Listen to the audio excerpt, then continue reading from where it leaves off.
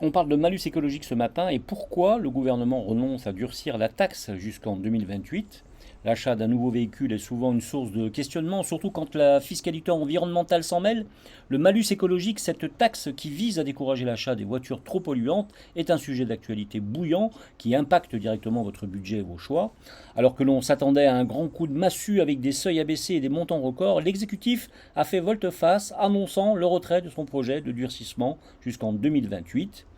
Fin de partie donc pour la proposition la plus ambitieuse du projet de loi des finances pour 2026. La ministre des Comptes publics, Amélie de Montchalin, a créé la surprise en annonçant il y a quelques semaines que le gouvernement renonçait à son plan initial d'alourdir considérablement le malus CO2.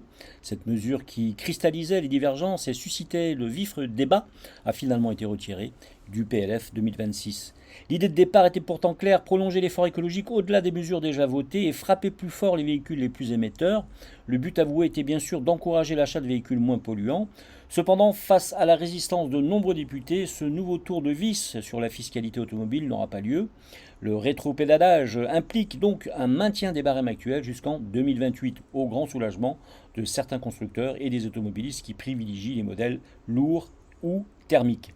Vous devez vous rappeler ce qui était sur la table pour mesurer l'ampleur du retrait. Si le gouvernement avait maintenu sa trajectoire initiale, l'évolution du malus aurait été progressive et très coûteuse, transformant l'achat de certains modèles en véritable investissement fiscal.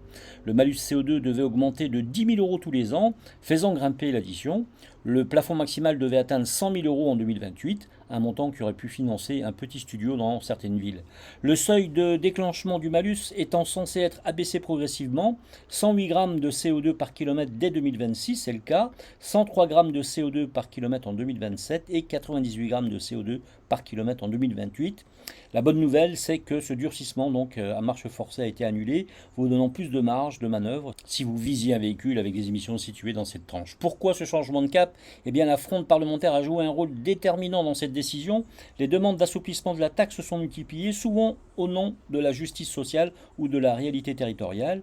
Il s'agissait de ne pas pénaliser de manière excessive certains foyers ou certaines régions. Le gouvernement a donc choisi l'apaisement en retirant le durcissement, le plus controversé, préférant maintenir le cadre fiscal existant. L'une des mesures maintenues pour le PLF 2026 concerne le cumul de deux taxes. Jusqu'à présent, le montant total des deux taxes ne pouvait pas dépasser le plafond du malus CO2, par exemple 70 000 € en 2026. Cependant, à partir de 2028, cette limite sera supprimée. Cela signifie qu'il sera possible de payer le montant total de ces deux taxes sans plafonnement. Par exemple, un gros SUV très polluant pourrait se retrouver avec une taxation totale bien supérieure à 90 000 €.